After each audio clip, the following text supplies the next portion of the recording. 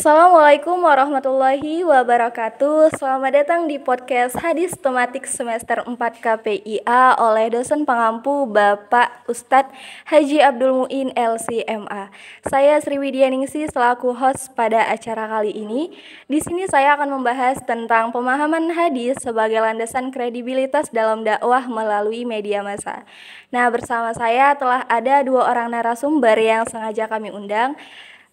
Kepada saudara Fikri dan saudari Cahya. Assalamualaikum, apa kabar kalian? Mungkin boleh perkenalan diri dahulu. Perkenalkan, saya Rizky Cahya Wahyuni dari Program Studi Komunikasi dan Penyiaran Islam Fakultas Dakwah dan Komunikasi semester 4. Oke, terima kasih Kak host. Saya Fikri Abdul Daulay dari jurusan KPI Fakultas Dakwah dan Komunikasi semester 4. Nah, jadi satu kelas ya kita ini semua. Nah, jadi Bang Kak, gimana nih kabarnya? Sehat atau enggak? Sehat. Aman aja. Baik, terima kasih telah berkenan untuk hadir di podcast kali ini. Nah, baik, di sini kita lanjut ke topik intinya saja ya. Nah, menurut kedua narasumber nih, sebenarnya bagaimana sih menurut pemahaman kalian hadis itu sebagai landasan kredibilitas dalam dakwah melalui media massa? Mungkin boleh dimulai dari Abang.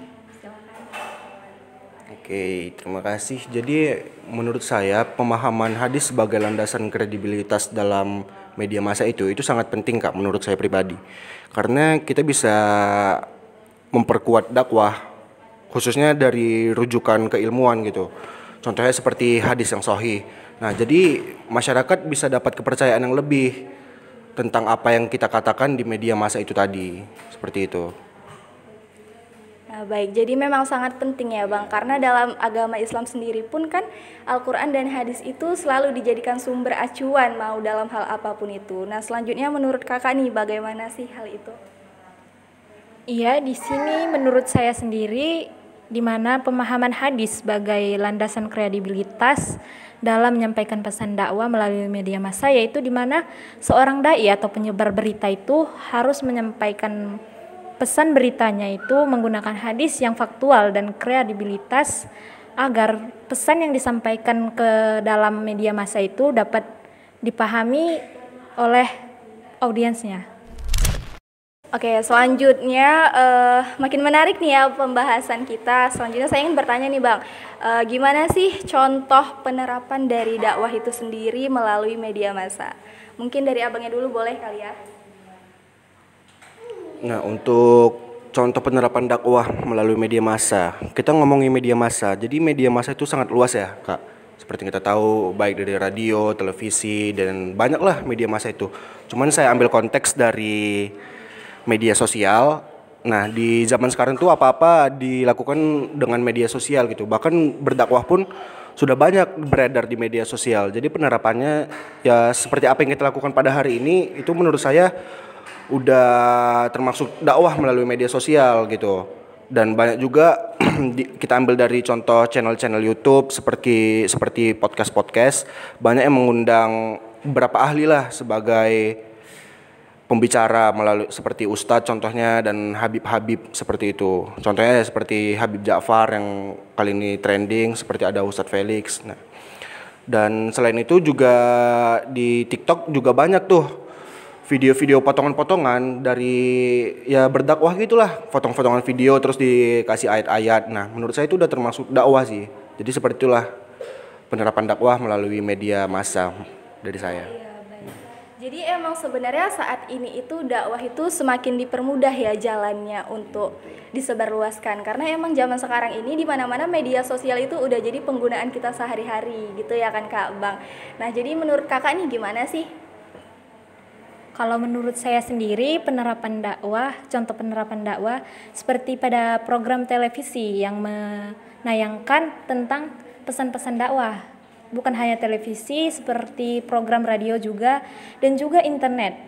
Nah, di mana seperti contohnya kita ini membuat channel yaitu tentang agama, ajaran-ajaran agama. Itu juga sudah termasuk contoh penerapan dakwah itu sendiri dalam media massa, Kak. Berarti jadi seperti sekarang kita ini pun termasuk penerapan dakwah lah ya Kak Bang.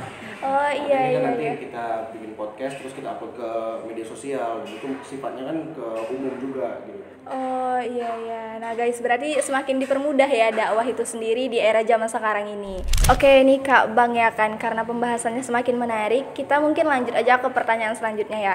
Nah, gimana sih sebenarnya contoh hadis yang bisa Abang dan Kakak sampaikan yang relevan terkait tentang dakwah ini di media massa? Mungkin bisa dari Abang lagi. Awalnya terus ya kak. Abang lagi mungkin Bang, jadi boleh lah. Ya betul.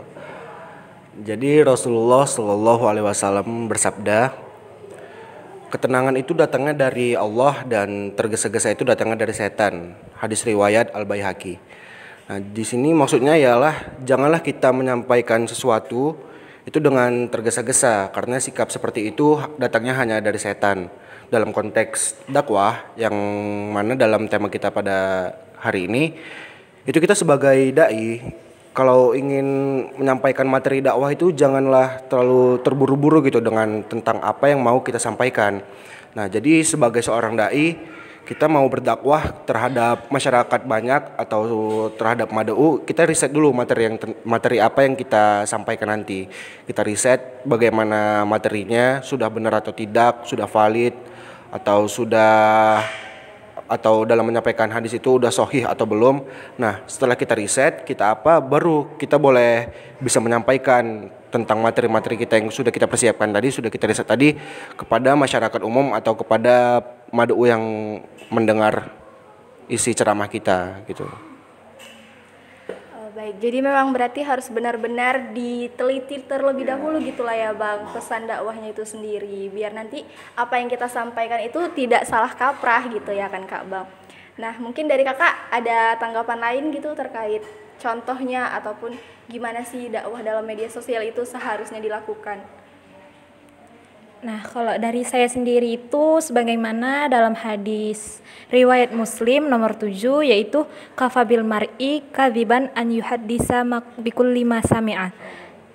Yang artinya itu Kak, yang dimana cukuplah dia dikatakan sebagai seorang pendusta apabila dia mengatakan setiap apa yang ia dengar. Maksud dari hadis ini yaitu apabila dia mendengar lalu dia mengatakannya, dia itu dicap sebagai seorang pendusta. Jadi kaitannya dalam dai ini, dalam dakwah, apabila kita ingin menyebarkan berita, kita itu jangan langsung kayak apa yang kita dengar kita sebarkan. Ini juga sama seperti hadis dari saudara Fikri tadi, kita itu jangan tergesa-gesa untuk memberikan berita apa yang kita dengar, langsung kita sebarkan ke orang banyak, karena itu dapat merugikan orang lain.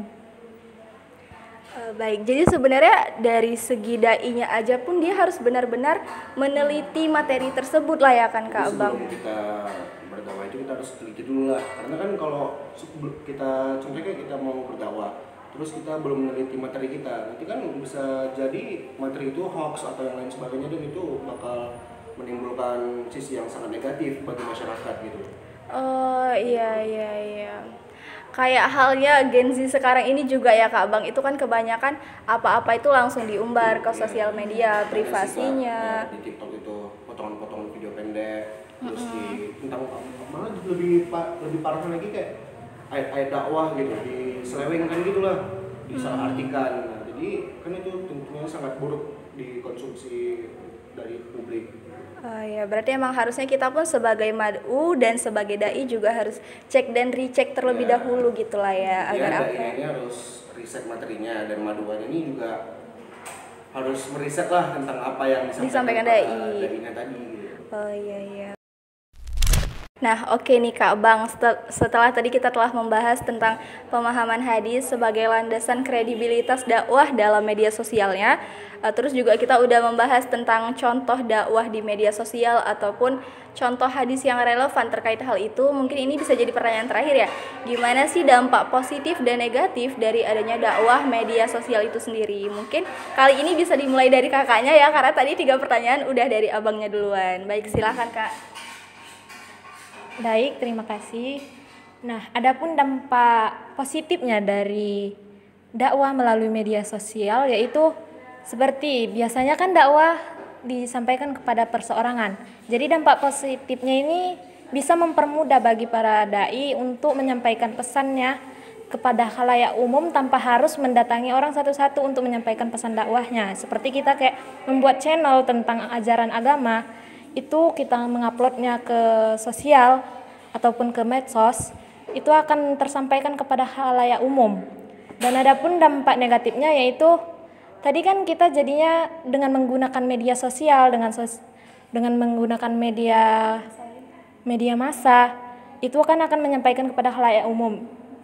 Di sisi negatifnya kita jadi terpengaruh dengan media itu sendiri. Kita jarang bersosialisasi kepada orang karena kita lebih mudah untuk mencarinya di gadget kita sendiri. Itulah dampak negatif dari dakwah melalui media massa. Oh iya ya Kak, berarti emang kalau dipikir-pikir pun dulu kan dai kalau misalkan berdakwah itu harus datang ke suatu wilayah gitu ya, dan itu cuman ya yang wilayah itu aja yang jadi mad'unya, mad'u lain dari wilayah lain juga nggak tahu akan hal itu gitu ya kan. Nah sekarang dengan kecanggihannya media massa ataupun media sosial ini, dakwah itu telah mengalami perubahan yang signifikan. Nah oke, selanjutnya mungkin dari abangnya juga boleh dijawab akan pertanyaan hal tadi. Menurut saya berdakwah dalam media sosial itu sangat banyak keuntungannya ataupun sisi positifnya, namun tidak menutup kemungkinan ada beberapa hal-hal negatif gitu. Contoh, kita bahas dari sisi positifnya dulu. Jadi kalau berdakwah melalui media sosial, sisi positifnya yang pertama jangkauannya lebih luas. Seperti kita bisa menonton dakwah hanya dari YouTube atau dari platform lainnya. Seperti kita ingin menonton dakwah dari ustadz-ustadz ternama dari luar negeri. Kita cukup buka YouTube, buka TikTok, ya udah kita bisa melihat dakwah itu tadi tanpa harus kita datang ke lokasi tersebut. Nah, sisi negatifnya yaitu para mad'u ini lebih menguntungkan hal-hal yang seperti itu gitu Kak. Jadi mereka lebih enak aja gitu nonton dari media sosial, dari media-media yang lain. Jadi malas datang ke tempat, dan hal itu bisa menghilangkan job dari ustadz-ustadz yang terdekat lah. Contohnya seperti saya di komplek ini ada mengadakan pengajian di masjid. Jadi saya kayak berpikir, saya nonton dari YouTube aja lah, lebih mudah, bisa sambil tidur, sambil apa. Nah, hal itu, itulah sisi negatifnya, seperti itu Kak kalau dari saya. Oke, baik Kak Bang, terima kasih ya karena emang telah memberikan banyak wawasan kepada kita hari ini gitu. Nah mungkin akhir dari podcast kali ini dari Abang ataupun Kakak ada closing statement yang ingin disampaikan? Ada? Oke, boleh dari Abangnya dahulu.